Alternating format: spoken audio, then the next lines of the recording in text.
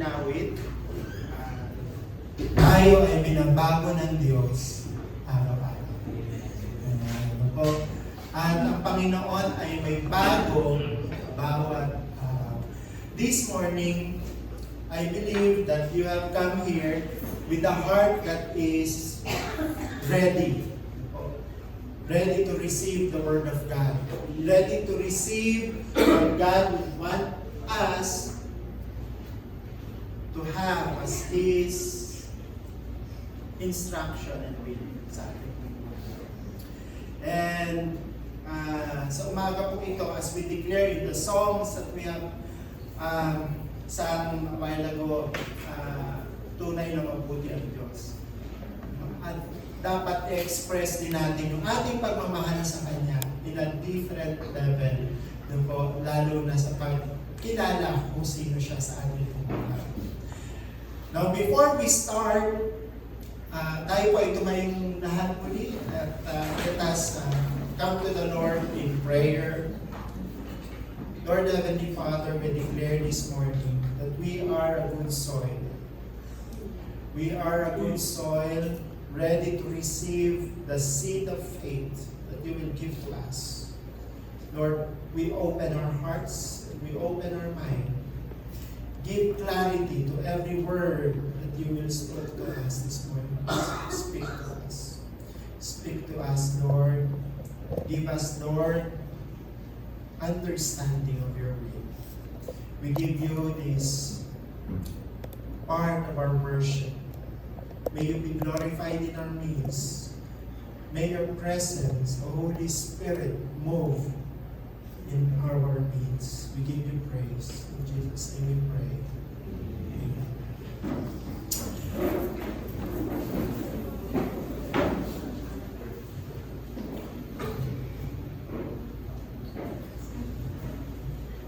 Nasubukan niyo na po bang makakita ng isang dinudukutan? Sumakay kayo sa jeep. Ano ang reaction po natin nung makita natin yung katapat natin?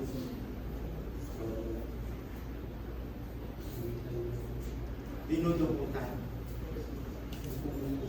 Ano ang magiging reaction natin? Sasabayin ba natin yung mandurukot? Sasabihin ba natin doon sa dinudukutan? Dinudukutan ka. O tatawag pa tayo ng atensyon doon sa ating sinasakyan para malaman na mayroong isang mandurukot na kasama tayo doon sa ating sasakyan. At ang masaklap sa lahat, paano kung ikaw naman ang dinudukutan? Alam mo na ikaw ang dinudukutan, ano ang iyong magiging reaksyon? Na yung iba, nararamdaman na nila, nilalaslas na yung kanilang bag sa gilid, sa takot, hayaan mo nang mawala. Baka mamaya ko, kutsilyo, dumiretso sa nagilihan ko. O kaya yung iba, ang gagawin nila, sila din yung ubutan. Gagawa sila ng commotion. So iba-iba ang ating magiging reaksyon. Makakita man tayo ng dinudukutan, o tayo mismo yung nagdudukutan. Sa umaga pong ito, nais ko po na tingnan natin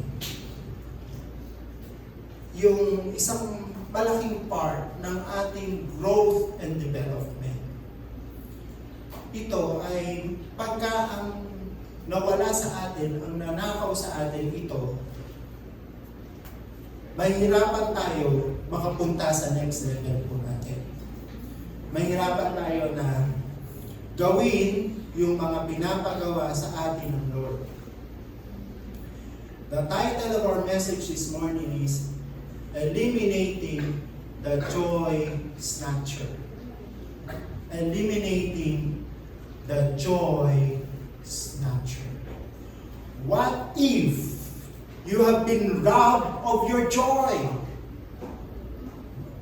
Ang hirap kasi mag-serve, ang hirap mag-follow, bang nawala sa'yo yung joy mo. You've been robbed of your joy. What does the Word of God tells us? Sino po dito ang naka-attend ng, ang ganda ng message natin last Saturday? Naka-attend po kayo ng Kaugnay Network. Bakit parang hindi nyo na naman alam? Kayo talaga, oh. Hindi nyo na naman alam. Every Saturday po yun, ha? Huwag po kayong mawawala. What is the topic that we have last Saturday? Para po doon sa nakaka-attend. It's all about sorrow, di ba? Sorrow. Pero connected din po siya sa ating devotion for the whole week. Bakit parang nakatulala ka na naman? Hindi mo na naman, huwag mo sabihin hindi ka nakagawa ng devotion for the whole week. We only have one devotional app that we use. Ginagamit nyo ba Glorify nyo? Okay, hindi pastor, hindi ako Glorify. You version ako, you version. Alam mo naman, millennial ako. Okay. But it seems that Glorify and you version collided in this week. No? Parang parehas ang latag nila. Ano ang kanilang topic? Joy. And what a fitting way to end this week and to begin the next week to talk about joy. In Psalms 30 verse 5, the psalmist gave us a very, very good assurance of the joy that comes from the Lord. Psalms 30 verse 5, I'll be reading in the International Standard Version. For His wrath is only momentary, yet His favor is for a lifetime. Weeping may lodge for the night, but shouts of joy will come in the morning. Now, napakaganda po. Napakaganda po na salita ng Panginoon na ito. Assurance na salita ng Panginoon. Assuring us that yes, there will be sorrow, but there will be joy in the morning. Now, how can we eliminate the joy snatcher? If we are in that situation, that we are in the night, how can we eliminate the joy snatchers of our life? First, that we can see how can we remove this big part of the things that we are undergoing, yung sorrow and helplessness, when the joy has been snatched to us, by first removing doubt of God and ourselves. We need to remove doubt of God and ourselves.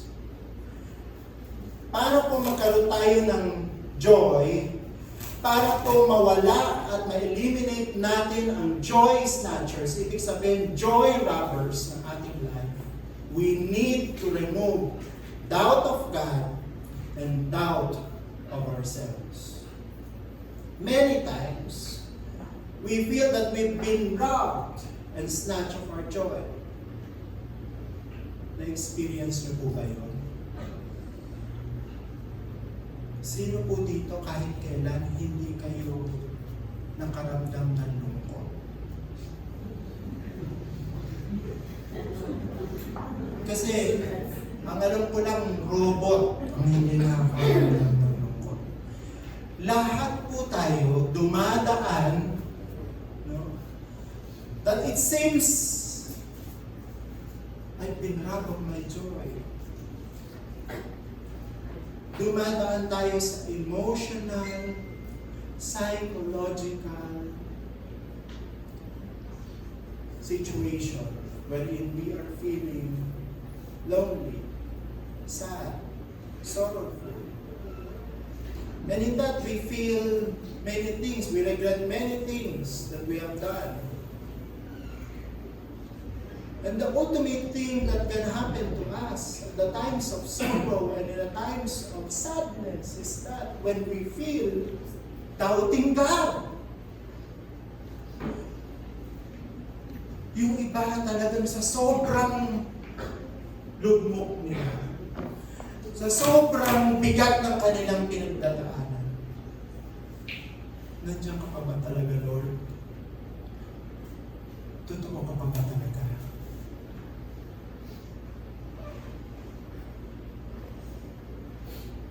Sometimes we don't notice that not even in our words, siguro, but more of our actions that we say, we are doubting God.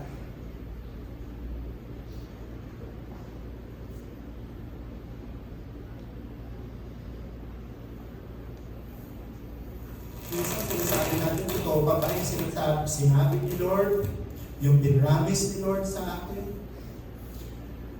Baka applicable lang yun noon, hindi na applicable ngayon. Baka yung word na yun, yung promise ng God na yun, para lang yun sa Israel, hindi yung para sa akin. Masyado siguro akong umasa.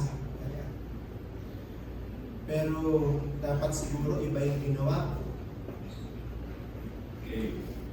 Alam niyo po, isa sa pinaka-effective scheme ni Satan, since the very foundation of human existence, is, alam niyo po kung ano ang kanyang pinaka-effective weapon? Pinaka-effective niyang weapon is doubt. Alam niyo po, effective yan noon, hanggang ngayon, effective pa din ang ginagawa ni Satan. When God gave man assurance of His promises, gumagawa ng paraan si Satan para kahit pa paano mag-inflict ng doubt.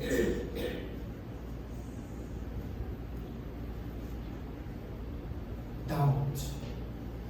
Genesis chapter 3, verse 1. Now, the serpent was the most cunning of all the wild animals that the Lord God had made. He said to the woman, we know that the snake is the enemy of God. Did God really say you can eat from any tree in the garden? Totoo ba? Totoo ba? Totoo ba? Totoo ba? Sabi niya kay Eva. Totoo ba? Yan talaga sinabi ng Lord. O di ba ganyan din sa atin ngayon? Totoo ang salita ng Panginoon? Pinahayag ang salita ng Panginoon? Pero yung kapitbahay mo sabihin, ikaw naman, hindi na totoo yan. May error din yan. Gawa rin yan ng tao. Ano?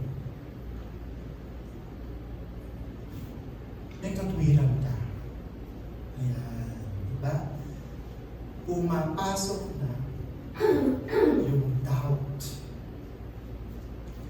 Alam niyo po yung word na totoo ba? Talaga ba? No? Yan ang mga phrases na hindi na imbento sa panahon natin. It was invented as early as time began.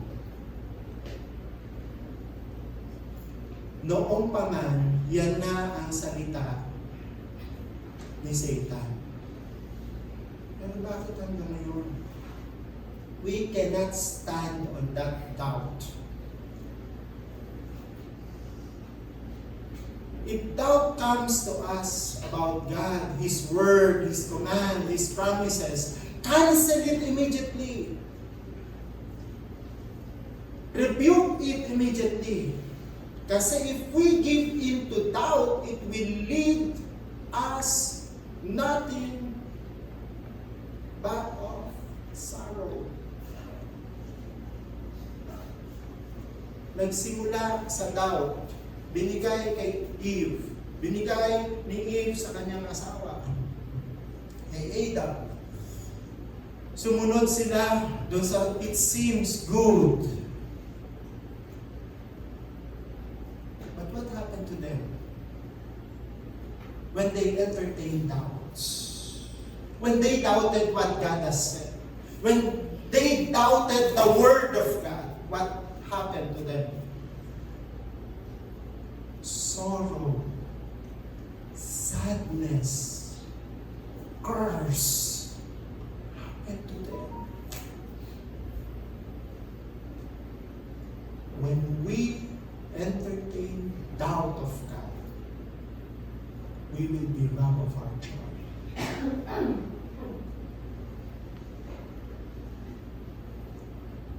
Never doubt what the Word of God has said. Never remove that trust and confidence we have wholeheartedly gave to the Lord. If we will only take hold of the Word and we profess the Word, let it be Luke chapter 1, verse 37. In the New Living Translation, maganda po ang pagkakasabi. Sa iba, for God, nothing is impossible. But in Luke chapter 1, verse 37, it is very emphatic.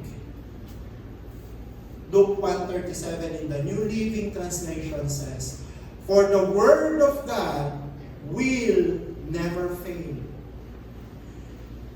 When we say the Word of God will never fail, it is sure.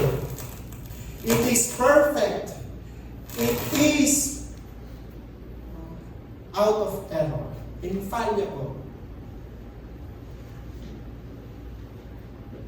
Don't make any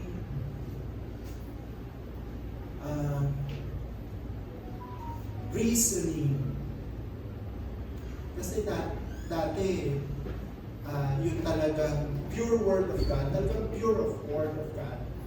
Kaya na ngayon yung iba, pinahalo na yung pure Word of God sa philosophy. It should not be. Word of God is the Word of God. Philosophy is the thinking of man.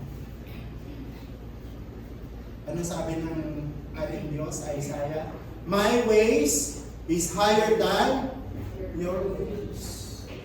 We cannot equate human philosophy with the truths of God.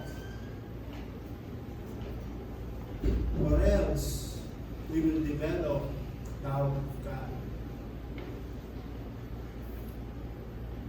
God will accomplish all His promises to us.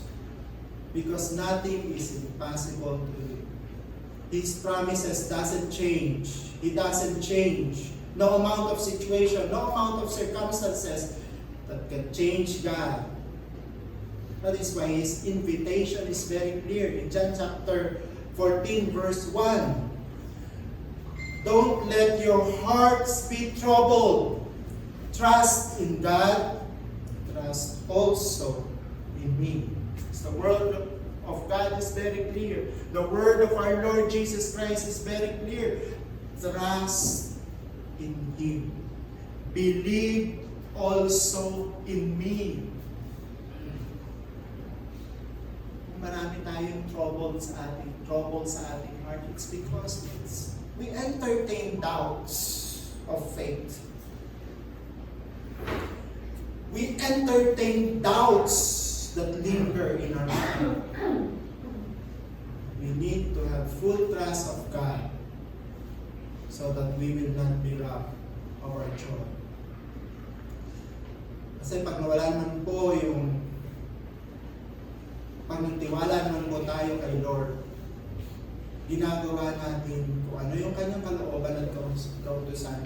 Sure naman po yung salita ng Panginoon. Sure naman yung tugon sa atin sa paglapit natin sa Kanya. So why entertain doubt? Why give in to doubts? 1 John chapter 3 verse 22 in the New Living Translation. 1 John 3:22. And we will receive from Him whatever we ask because we obey Him and do the things that please Him. So it's very, very clear. Without a doubt, without anything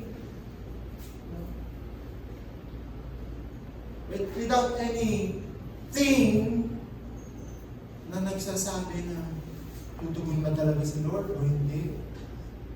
Talaga ba? Totoo ba? Sabi po sa 1 John chapter 3 verse 22.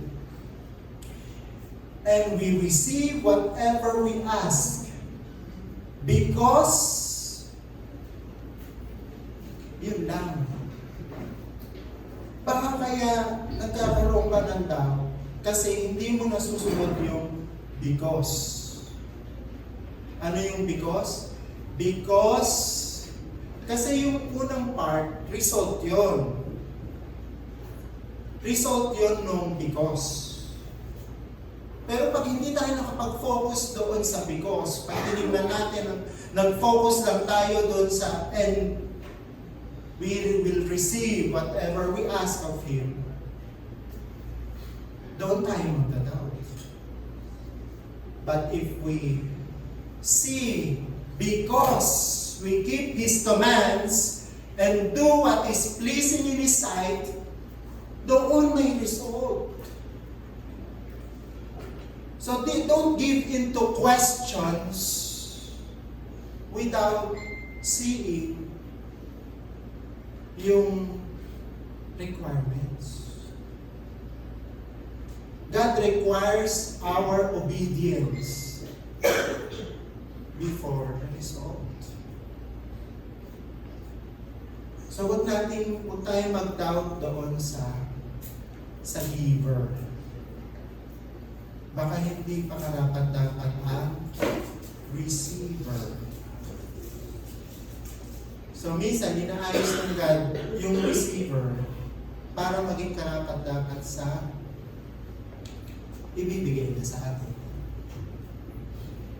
Alam niyo po, kung hindi successful ang enemy to give doubts sa atin, doubting God, pag hindi siya successful dyan, meron pa siyang pangalawang weapon. Kung hindi kita mabibigyan ng doubt kung sino at ano magagawa ng Diyos sa buhay mo, ikaw bibigyan ko ng doubt sa sarili mo mismo. Nasubukan na po ba nating pagdudahan ng sarili natin? Parang hirap naman. Parang hindi ko yata kaya. Parang hindi ko yata magagawa. The enemy will slowly inflict our minds with doubt of ourselves. Iisipin natin, parang walang magandang mangyayari sa akin. Siguro talagang ganito lang ako. Dapat kong tangkapin. Anong magagawa ko? Ganito lang talaga ako.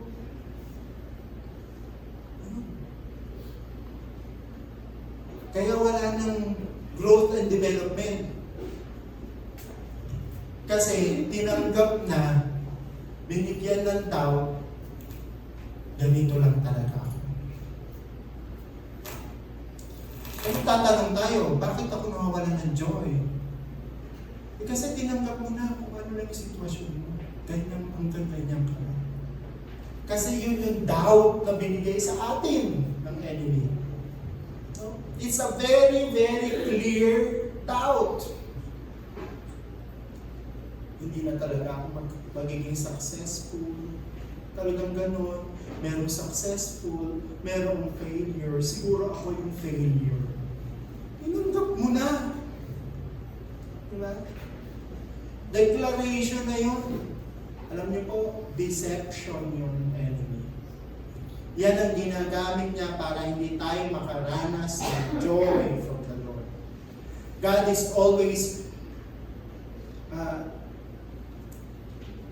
giving us strength to endure. Pero tayo mismo, bumigay na. So, paano pa? Paano pa tutuloy ang laban? Do not doubt yourself. And ultimately, do not doubt what God can do through you. Ecclesiastes chapter 9, verse 11. It is very clear in the Word of God. I again saw under the sun that the race is not to the swift, and the battle is not to the strong, and neither is bread to the wise, nor riches to those of intelligence and understanding, nor favor to men of ability, but time and chance overtake them all. Naku, chance. So, ibig sabihin, meron talagang swerte, meron hindi swerte. Ay, ganun po ba yun? Ganun po ba yung iniisip natin pag pinag-usapan natin yung word na chance? Hindi po ibig sabihin ng chance palagi tungkol sa swerte. Pag sinabi po natin chance, sabi dito, time and chance happen to them all. Ano ibig sabihin dito? Strong or weak, wise or not so wise, skillful and not so skillful. All have been given equal opportunity. Equal po lahat ang ating opportunity. So maaaring ngayon, hindi pa tayo equipped. Maaaring ngayon, mahina tayo. Pero huwag natin tanggapin yun, hanggang doon lang tayo. Kasi meron pang opportunity na binubuksan ng Lord kahit sa mga mahihina at kahit sa hindi sobrang tatalino. Hindi lang yung para sa matalino. Pag pinag-usapan natin yung opportunity, pantay lahat. Of course, it seems that the wise has much more edge. But it should be used rightly. Matalino nga, hindi naman ginamit sa tama. Sayang din ang opportunity. Pero bakit may mga hindi naman sobrang katalinuhan, mas successful sila kaysa sa mga matatalino? Eh kasi ginamit na yung tama, ginamit na ng tama yung opportunity. Kaya yung opportunity, pantayan sa lahat. Mabilis man o sa mabagal, pantay ang opportunity. Ibig sabihin, pare-parehas tayo binigyan. Pare-parehas tayo binigyan ng buhay. Lahat dito may 24 hours. Meron po ba sa inyong kulang? 23 lang sa inyo. Ang taon nyo, 364 lang po ba doon sa iba? Doon sa iba, 365. Wala naman. Pantay-pantay ang time. Di ba sabi, time and chance. Ibig sabihin, pantay yun. Opportunity yung ibig sabihin. So don't doubt yourself. God gives opportunity to all. The big question is, what do we do with God-given opportunity that is entrusted to us? Do not be deceived. Do not be deceived. Do not doubt God. And do not doubt yourself. Remove it so that we can eliminate the joy snatcher. Secondly, recognize that momentary sadness is part of the process. Recognize that momentary sadness is part of the process. Marami po ang nadidisip ngayon. Ang sabi ko, hindi ko alam kung saan galing hermeneutical analysis. Yung John 10:10, ganito ang interpretation ng philosophy ngayon. Theological liberal philosophy. Ganito ang kanilang interpretation. Sabi doon sa unang part ng John 10:10, madalas kasi natin nagpo-focus tayo doon sa latter part. Pero yung sa John 10:10, yung first part, ano po sabi doon? The enemy comes to steal, kill, and destroy. Sabi ng ating Panginoong Jesucristo, I have come that you might have life and have it in abundance. Now, ganito ang interpretation ng mga liberal ngayon. Pagka-pangit, pagka-sorrowful, pagka-sad, sa kaawayan. Ang sa Diyos, lahat lang ng masaya, enjoy sa Diyos yun. Ginagyan nila ng hatid, no? Because so yun sa John 10:10, sabi sa thief daw yun. Kill, destroy, di ba? Teka lang. Teka lang. Kailanman, hindi sinabi ng verse na ito, in every hermeneutical analysis, na sa John 10:10, dahil na kay Kristo ka, hindi ka na magiging malungkot. Wala nang problema darating sa iyo. Hindi ka na magkakasakit. At forever and ever happy ka na. Hindi yun ang promise ng God. Huwag natin panututin ang salita ng Diyos.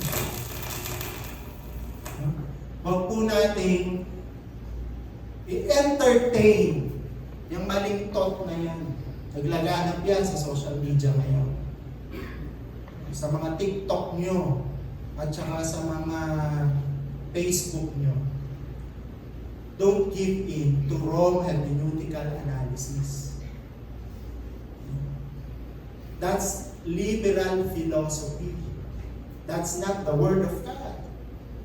Because the Word of God tells us that if we are truly with God, makakaranas tayo ng sorrow at times. Makakaranas tayo ng sadness at times. Ibig sabihin, hindi perfect. Kasi nandito pa tayo sa imperfect world.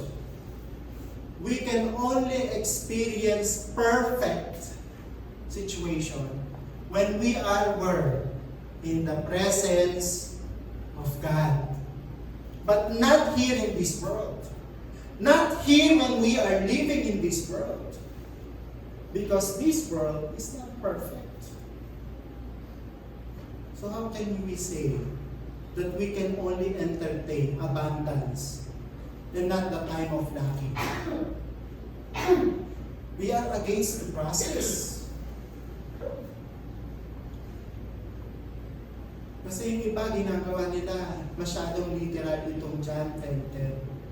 Pero hindi nila tinitingnan yung composition tsaka recipients, yung culture at tsaka yung context. Jesus only gives a clear comparison of what will be our life kung dumating sa ating buhay, nung dumating siya sa ating buhay at nung wala pa siya sa buhay natin, yun lang yun. Nung wala pa siya sa buhay natin, sino ang kasama natin? Pero nung dumating siya sa buhay natin, meron na tayong pagkakataon para makaranas ng abundance. Para magkaroon ng fullness of life. Pero hindi sinabi na hindi kailanman tayo makakaranas ng sadness. Because sadness is part of life. Because we are living here on earth. Psalms 30 verse 5. For His anger is but for a moment. His favor is for a lifetime. Weeping. Ito po, napakalinaw na salita ng Panginoon. Weeping may spend the night, but there is joy in the morning. Hindi iniwasan yung weeping. Process kasi yun eh. Saan niya inilantulad ang weeping, ang crying, ang sorrow, ang sadness? Sa night. Saan niya inihalintulad ang joy? Sa morning. Parehas yun, inseparable part of the day. Meron bang matatawag tayo isang buong araw na puro, di ba? Puro gabi, parang iba na lang, nakatira tayo sa Antarctica. But we are only saying here what is normal. Day and night is inseparable.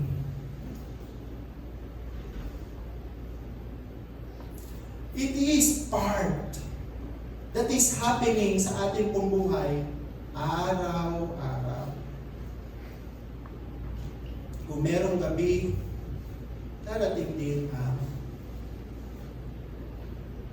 araw. Umaga. Minsan, sabi dito sa Psalms 30 verse 5, meron pagtuwid si Lord.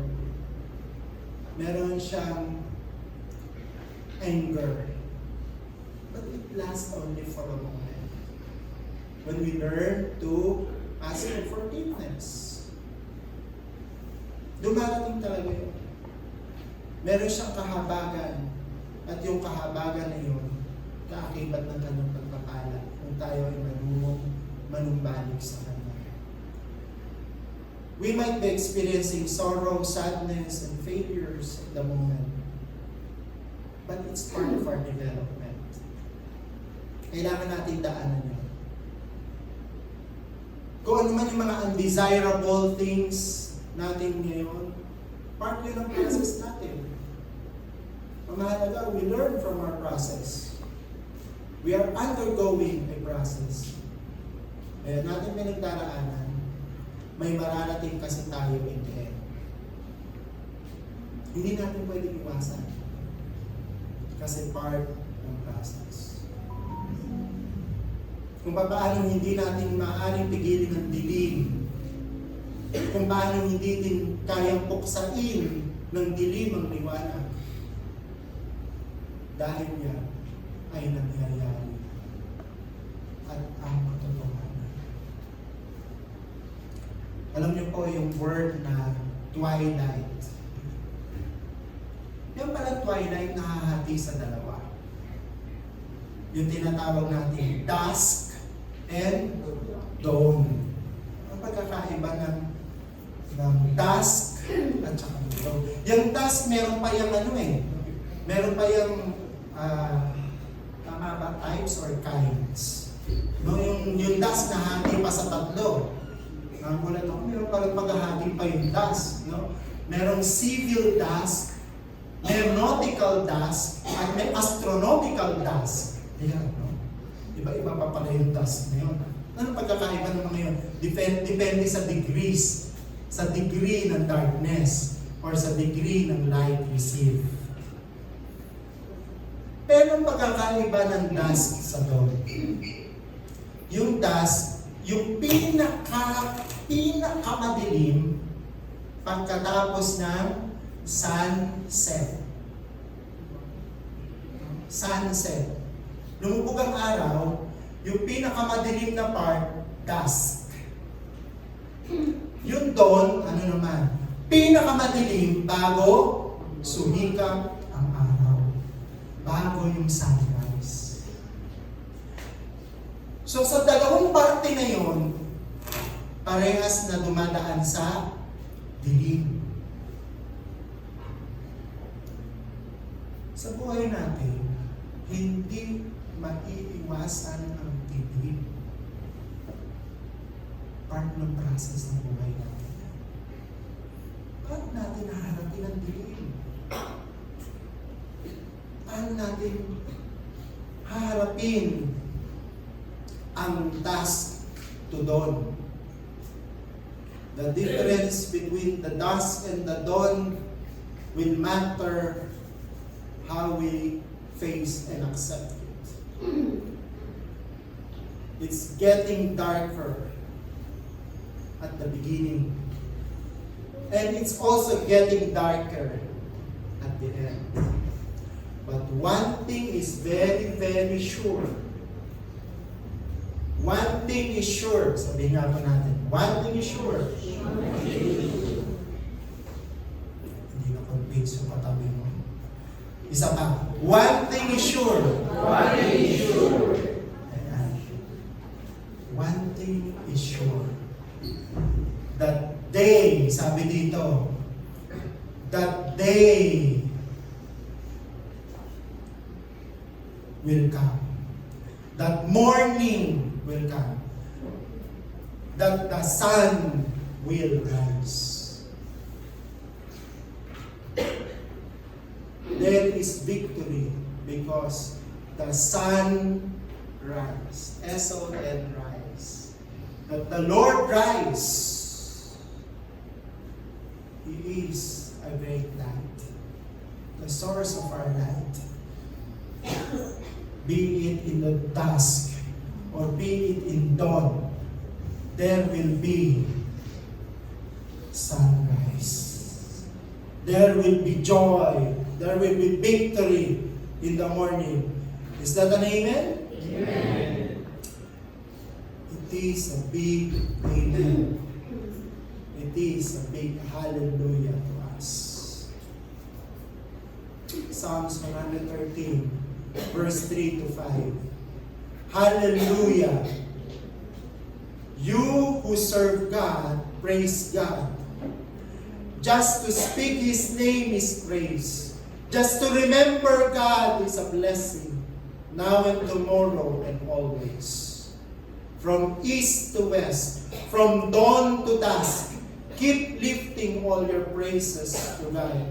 God is higher than anything and anyone, outshining everything you can see in the skies. Who can compare with God, our God, so majesty enthroned, surveying His majesty, magnificent heavens and earth. He picks up the poor from out of the dirt, rescues the forgotten who've been thrown out with the trash, seats them among the honored guests, a place of honor among the brightest and best. He gives childless couples a family, gives them joy as parents of children. Hallelujah. The Message Bible. Psalms 113, verse 3 to 5 assures us that morning is really coming. Ilalagay daw po tayo ng Lord sa dapat nating kalagyan. Ilalagay tayo ng Lord sa nararapat para sa atin. Naalala niyo po nung mga panahon na hindi pa uso ang megapixel na ba ngayon? 250 megapixels na ba ang ating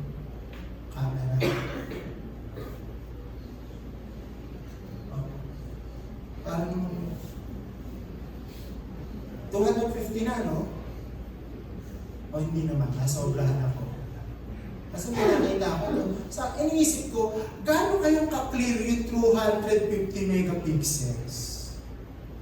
Kasi nung nagpunta ako sa Japan, ang dala-dala kong camera, ano na ako yung excited na ako kasi uso nun yung Digicam.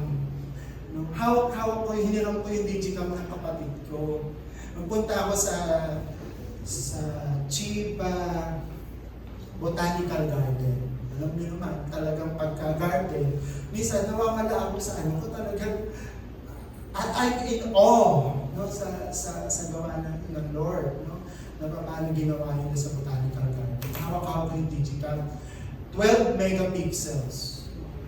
Enjoy na ako sa 12 megapixels. May nagamit pa ba sa inyo ng 12 megapixels? Wala na. Sa enjoyment ko nga, naku, naibagsak ko yung camera ng kapatid ko. No, it ended me na habang nandun ako, para na may pagpatuloy ko yung pagkukuha ko ng picture, bumili ako ng bago. Parang may magamit ako. 12 megapixel pa ulit. No? Paano pa kaya yung mga panahon ng lolo natin? Paano tayo mag-develop ng film, ng camera? Naku, walang studio. No? Naalala ko nga, yung isang araw, naghahalongkat kami ng mga gamit, no? Ng aking pinakamamahal na asawa. Talagang pinakamamahal. Kasi nakita ko yung picture namin. Kasi nung nag-invite kami ng wedding namin, hindi kami nagbigay ng invitation, card. Ang ginawa namin, yung mismong picture namin, no? Nagpakuha kami ng magandang picture kay Ate Aiza at kay Deng, dun sa aming prenup. Tapos, dinala namin sa studio. Alam niyo yung aming picture magta-13 years na. No? By come this January, 13 years na kami married ni Ate Lana. So, nakita ko, parang walang pinagbago. Ang ganda pa rin ng quality. Pero bakit yung mga tao dito nandito? Mas lalong gumanda. Diba? Meron lang konting changes. Pero sabi ko, ang ganda ng picture. Yung quality ng picture. Pero yung ngayon, pag nagpa-print tayo, isang linggo lang, bulas na yung picture. Kasi noon, gumagamit sila ng tinatawag na dark room. Lahat ng nagde-develop noon, ng panahon ng mga lolo natin, ng mga gamit pang film pa ang gamit. Naku, huwag mo ilalabas, baka ma-expose. Di ba? Natandaan niyo po yun? Parang hindi na yata nakatandaan yun. Kasi puro millennial na yun. No, kung mo tatanggalin ng doon sa film kasi ma-expose. Kailangan yun doon sa dark room. Tapos doon mo i-develop. Alam niyo po, if it is true to pictures, developing pictures in the dark room, it is also true with our life. We need a dark room so that when we go out of dark room, we have a better picture of our future. Is it an amen? We need a dark room for us to be developed. Yan po yung sinasabi dito ng salita ng Panginoon. Hindi niya iniwasan ng psalmist yung night. Hindi niya iniwasan yung weeping. Hindi niya iniwasan yung crying. Because He knows. Sabi niya doon, weeping may come in the night, but joy comes in the morning. We might be in our dark room right now. Don't lose hope. You will go out of that dark room to be a better picture of yourself, ready for your future.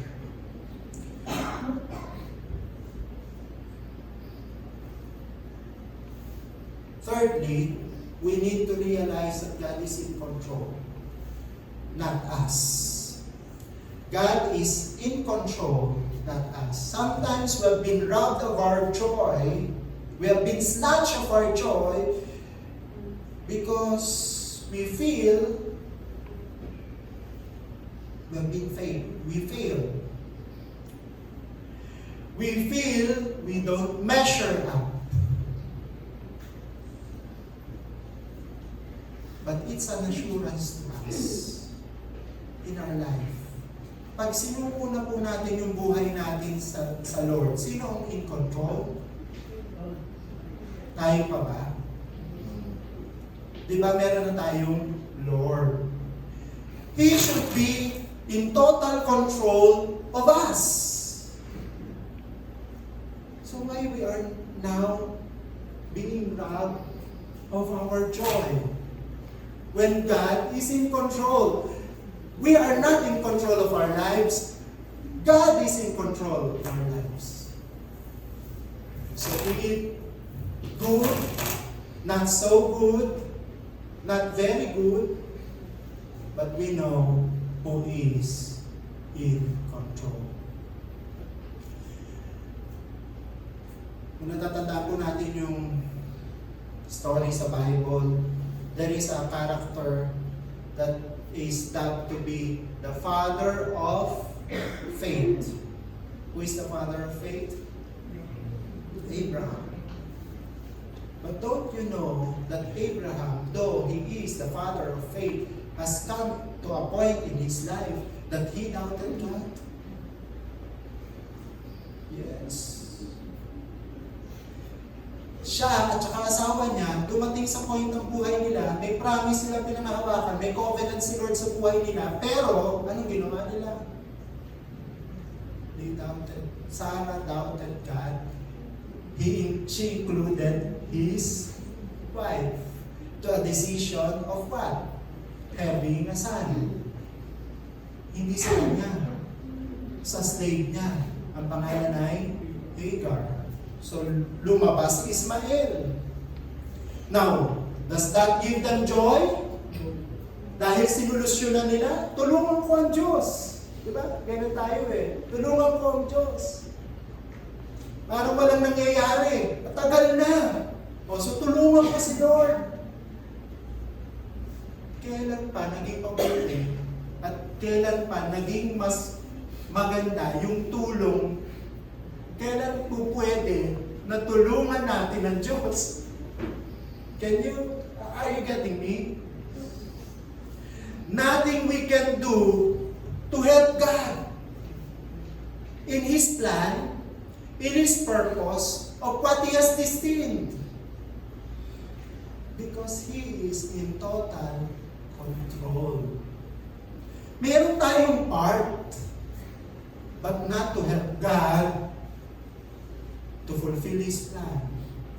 Nandun man tayo o wala, mangyayari ba ang plan ng God? Mangyayari yun. Pinlano niya kasi yun. He is in control. So, huwag tayong malungkot.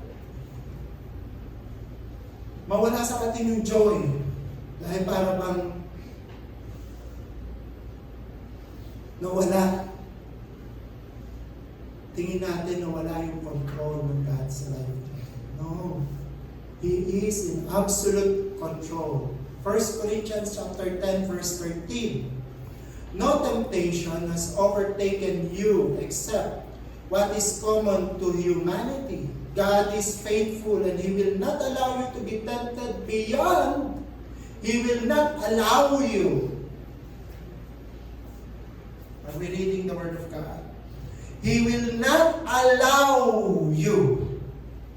It means He is in control. He will not allow you to be tempted beyond what you are able.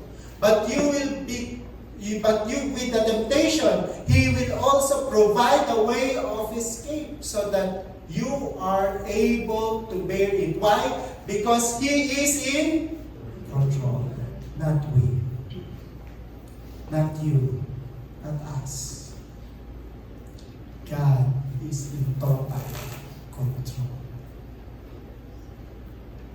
Kahit kailanman, He will never fail in His plan, in His purpose, in His way. Why? Because He is in total control. Kaya nga po sabi sa Isaiah chapter 45 verse 6 to 7, so that all may know from the rising of the sun to its setting that there is no one but me. I am Yahweh and there is no other. I form light and create darkness. I make success and create disaster. I, Yahweh, do all things. He is in control.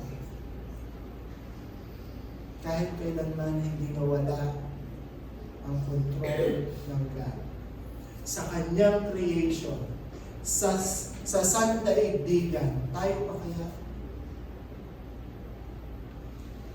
Tayo pa kaya? Mawala ang control ng God sa atin. So don't feel hopeless. God is in control of our lives. Do not be robbed of the joy. Hindi pa lang natin nakikita sa ngayon. But God is doing something in our life. Even at the midst of suffering. Even in the midst of sorrow. Even in the midst of sadness. Minsan mahirap tanggapin yung failures.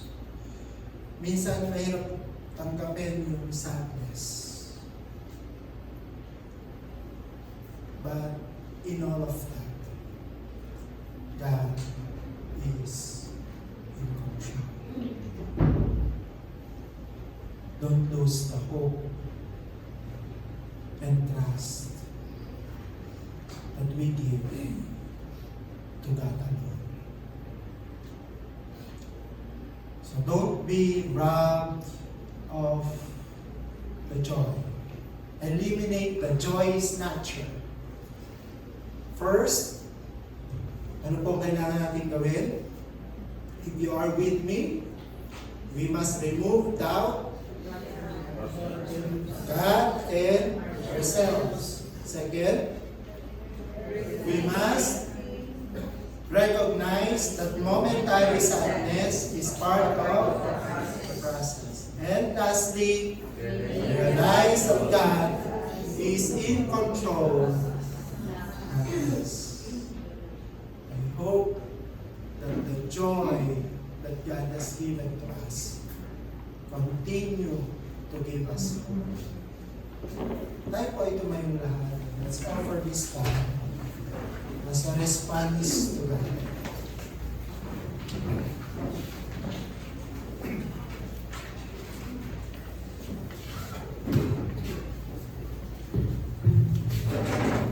Hindi ko po alam kung ano ang kalalagayan natin sa ngayon.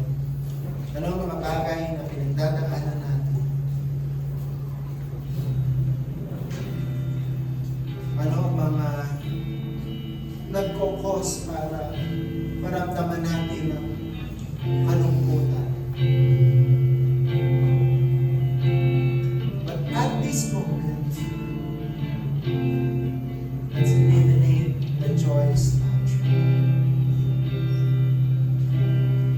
By firstly doing the basic thing, but the important thing that we must have. Trust it. And let's profess it as we sing with our hearts as we respond to His message. So,